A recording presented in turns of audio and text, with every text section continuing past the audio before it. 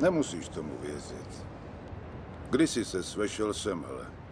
Zvedl jsem tě a řekl tvý mámě, tohle dítě bude nejlepší na světě. Tenhle kluk bude lepší, než si umíme představit. A ty jsi rostl a prospíval. Žasli jsme nad tebou, každý den byl malej zázrak.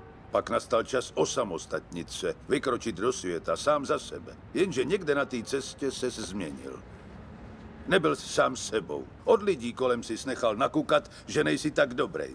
Když bylo ještě hůř, začal si hledat vinu jinde, ve velkým stínu. Řeknu ti něco, co už víš. Svět není jen samý slunce a duha, je to hodně zlý a drsný místo. A i když jsi sebesilnější, srazí tě na kolena a nechá tě klečet, když to připustíš. Nikdo nerozdává tak tvrdý rány jako život. Ale nejde o to, jak inkasuješ. Tady jde o to, kolik ran uneseš a přesto se znovu zvedneš. Kolik ran dokážeš přijmout a nezastaví tě. Jenom tak se vítězí.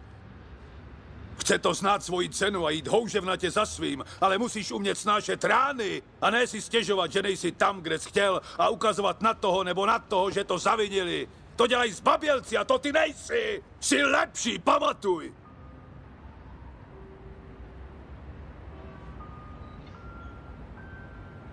Já tě budu mít vždycky rád. Ať se stane cokoliv. Jsi můj syn, moje krev. Jsi to nejlepší, co v životě mám. Ale dokud nebudeš věřit sám v sebe, budeš živořit. Nezapomeň navštívit mámu.